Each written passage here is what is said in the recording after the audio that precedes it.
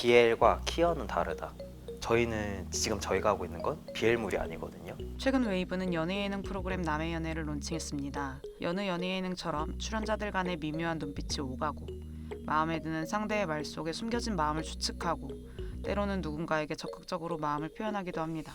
요즘 약간 자만추가 대세잖아요. 근데 우리나라 이제 게이들 만남은 조금 자만추가 현실적으로 불가능해요. 그러다 보니까 좀 만나는 그 과정이 되게 지쳤는데 딱 이 프로그램 섭외가 왔을 때 아 이게 진짜 자만추겠다. 정말 아무것도 모르고 나가서 어떤 출연진들이 나오는지 모르는 상태에서 뭔가 만날 수 있겠다. 약간 그런 설렘으로 정말 연애를 위해서 그거 하나만 바라보고 출연하게 되었어요. 연애 예능 프로그램에 출연한 이유도 평범합니다. 다만 출연자들이 모두 남성, 동성애자들이라는 점이 특별합니다. 드라마, 영화에는 퀴어라는 장르가 있지만 예능 프로그램에서 동성연애에 관한 이야기를 담은 것은 이번이 처음입니다. 기존에 이제 BL물이나 퀴어물들 같은 경우에는 드라마나 영화로 많이 제작이 되었잖아요. 근데 이제 드라마나 영화는 특징상 극적인 요소를 많이 넣을 수밖에 없고 좀 만들어진 상황에 대한 이야기들이 들어가다 보니까 조금 현실이랑은 다른 그런 이야기들을 하는 것 같았어요. 그래서 조금 우리 사회에서 이런 퀴어들에 대한 이야기를 시작해야 한다면 현실에 있는 이야기들을 해야 된다라고 생각이 좀 들어가지고 프로그램을 기획하게 되었습니다. 대본 없이 출연자들의 이야기를 있는 그대로 담아냈기에 더욱 현실적입니다. 이런 프로그램을 기획한 거는 이제 좀 현실을 정확히 알고 판단해보자, 사실 여기에 기반이 되어 있는 거고요. 퀴어의 현상에 좀 긍정적이거나 부정적인 생각을 가지고 계신 분들은 그래도 좀 퀴어 현상에 대한 관심이 좀 있으신 분들인 것 같고, 보통의 대중들은 아마 관심이 없고 호던 불호던 의견이 없으실 것 같다라는 생각을 했습니다. 저도 그랬고요. 그래서 이런 프로그램을 통해 가지고 좀 사회적으로 공론화가 될 수 있다라고 한다면 오히려 좀 좋은 역할을 하는 거 아닌가, 콘텐츠가 라는 생각을 좀 하게 됐어요. 너무 이런 현상에 대해서 숨기거나 말하지 않는 게 능사는 아니라고 생각이 들었거든요. 그렇게 되면 더 숨고 더 굼고 더 안 좋은 쪽만 부각될 것 같아가지고 그런 좀 사회적 공론화를 위해서 기획했다라고 생각해 주시면 될 것 같습니다.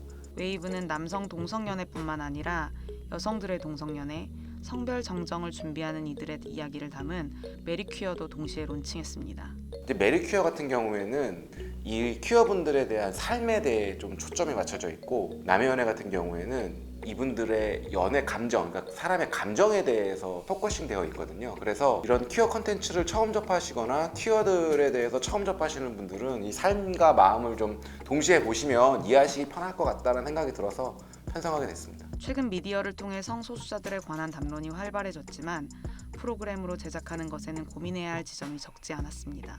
출연하시는 분들이 혹시라도 마음이나 생활에 있어서 상처나 어떤 불이익을 받을까 이런 걱정을 좀 많이 했고, 굉장히 거기에 조심스러운 접근을 했고요. 촬영이나 편집 모든 걸 조심스러운 접근을 했고, 그래도 다행인 게 뭐 이렇게 악의적인 그런 분들보단 응원해 주시는 분들이 또 많아서 네, 또 다행이라 생각하고 있습니다.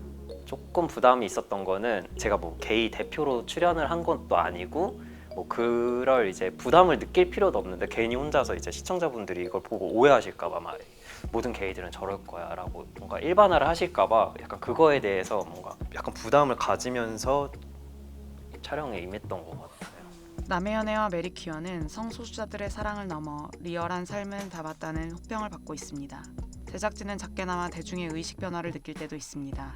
뭐 예를 들면 메리큐어 같은 경우에는 초반에는 이제 장소나 이제 사람을 섭외하는 데 있어서 좀 어려움이 많았습니다. 뭐 이런 콘텐츠를 찍으려고 하는데 뭐 예를 들면 이 편의점에서 촬영을 좀 해도 될까요? 하면 아 근데 죄송한데 저희는 좀 빼주세요. 저 얼굴 안 나오게 해주세요. 혹은 쓰지 말아주세요. 뭐 이런 얘기들이 좀 많았단 말이죠. 근데 촬영을 거듭할수록 이제 뭐 저희가 방송도 하고 이랬으니까 이런 메리큐어라는 프로그램을 합니다. 뭐 이런 게 있는데 좀 촬영을 해도 될까요? 라고 했을 때 이제 그분들이 컨텐츠를 좀 보시고 판단을 해주신 건지 초반보다 훨씬 더 수월하게 섭외가 좀 장소나 사람의 섭외가 잘 됐다 이런 게 약간 작은 에피소드. 그럼에도 제작진과 출연자들은 여전히 성소수자들에 대한 관심은 일부에 불과하며 혐오의 시선도 짙은 현실을 꼬집었습니다. 제가 친구들을 마음대로 태그나 뭐 이렇게 같이 사진을 못 찍겠는 거예요. 그냥 헤테로 친구인데도 얘 게이인가 봐 이러면서 사람들이 다 그렇게 의심하고, 커밍아웃을 아직 못한 친구들이 있기 때문에 혹시나 이제 뭐 자기네 가족들이 그 프로그램을 보고 너 왜 얘랑 친구야? 이렇게 되니까 친구들이 막 그런 것도, 자기랑 사진 찍은 거 내려달라 막 이렇게 하는 친구들도 있고. 근데 저는 이해하거든요. 왜냐면 그 가족들한테 노출되면 안 되니까, 자기 회사에서도 노출되면 안 되니까. 무관심이 더 많은 건 지금도 유지되고 있는 것 같습니다. 어떤 뭐 부정적인 반응이나 긍정적인 반응을 내주시는 분들도 당연히 많고, 그분들은 행동하시는 분들이기 때문에 피부에 와닿기는 하지만 과연 그분들의 숫자가 대한민국 국민을 놓고 봤을 때 얼마나 될까라고 생각을 해봤을 때는 크지 않은, 그러니까 관심을 가져주시는 분들이 많지 않다. 오히려 관심 없으신 분들이 더 많을 것 같고, 애써 부정하시거나 컨텐츠를 안 보려고 하시는 분들도 꽤 있는 것 같아요. 남의 연애 메리퀴어를 시작으로 동성연애 스토리를 현실적으로 다룬 프로그램은 더욱 확장될 전망입니다. 이 가운데 남의 연애 출연자 이정호 씨는 미디어로 동성연애 코드가 다뤄지는 데 있어 주의해야 할 지점이 있다고 강조했습니다. BL과 퀴어는 다르다. 저희는 지금 저희가 하고 있는 건 BL물이 아니거든요. 근데 많은 분들이 헷갈려 하세요. BL 그냥 보이스 러브 아니야? 보이스 러브란 뜻이 아니거든요. 그거는 판타지고, 저희 퀴어는 저희 인생이거든요. 저희 LGBT로서의 힘든 삶, 이런 것들이 이제 보여주는 것들인데, BL과 퀴어를 조금 더 분리해줬으면 좋겠어요. 이정호 씨의 말처럼 성소수자들에게는 미디어를 넘어 평범하고 소중한 일상이 있습니다. 일단 그냥 사람으로 봐줬으면 좋겠어요. 게이로 보지 말고, 정호가 이렇게 생각을 하는구나, 정호가 이런 부분이 별로구나, 그냥 혼자 생각하시면 되거든요. 근데 막 이걸 게이들이 다 이렇다, 그러니까 그런 표현은 좀 안 해주셨으면 좋겠고. 숨겨지고 가려졌던 성소수자들의 사랑과 일상, 이들의 이야기가 여러 미디어를 통해 공개되는 일이 많아지면서 제작자, 시청자들 모두 혐오의 시선 대신 성소수자들을 인간 그 자체로 바라볼 수 있는 성숙한 시선이 필요한 시점입니다.